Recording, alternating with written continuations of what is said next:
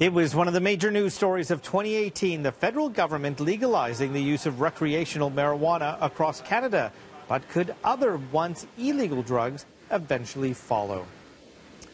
And Richard Southern joins us now. Richard, we're talking about shrooms. And wow, he knows the lingo and everything. That's all I know. And they could be legal somewhere soon. Yeah. Really? This is interesting. Maybe this is the next thing for Canada. Who knows? But at Denver, Colorado, that U.S. city, Francis, could become the first city in the U.S. to decriminalize these psychedelic mushrooms. After a campaign gathered enough signatures to put this measure on the ballot, the voters are going to vote on it. According to a study by Johns Hopkins University, these type of mushrooms could be used to treat anxiety, depression, and alcoholism. And if passed, Denver would be able to no longer prosecute cases involving magic mushrooms, Francis. Trippy stuff. You're not making this up, right? Like, you're not high right now and just, like, making this up? No, I'm not like, you know, the marijuana reporter like Shauna Hunt. So, no, I'm straight. How did she get that job, by the way? That's a dream job for a lot of people. She did a great job on it. Great job. Okay, so from tripping out to actually going on a trip, there's a new report out looking at the world's most powerful passports. Yeah, it's the Henley Passport Index. It measures how many countries a passport can get you into. Francis, Japan tops the list as the world's most travel-friendly passport. It'll get you into 190 countries.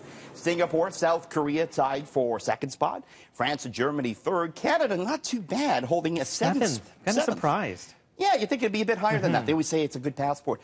What passports are the worst, Francis? Afghanistan, Iraq, Somalia, Syria, Pakistan. You'll have trouble getting into a lot of places with those documents. That doesn't surprise me, but Canada being number 7 kind of surprises me. It does. And you know, another interesting point, the United Kingdom plummeting on the list because they're not going to have access to the EU anymore, right? You used to have access to all these countries, no longer after Brexit. Oh, geez, okay. So a trip to the so-called happiest place on earth will not be leaving your pocketbook smiling. No. Well, you know, it's already expensive to go to Disney World. It's going to be even more expensive. Disneyland has raised its ticket prices and is doing so ahead of its new Star Wars land, which is going to open in the summer. Everyone's going to want to go to this, right? To go, yes. So a one-day adult ticket going up to $149.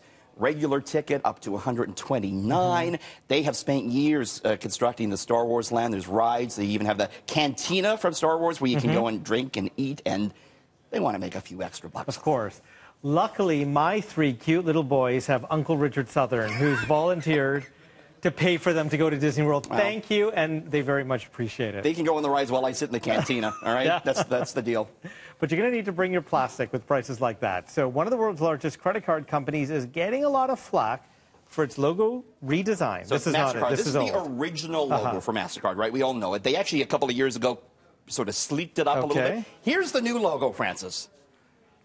They just did away with the name. Did away with the name.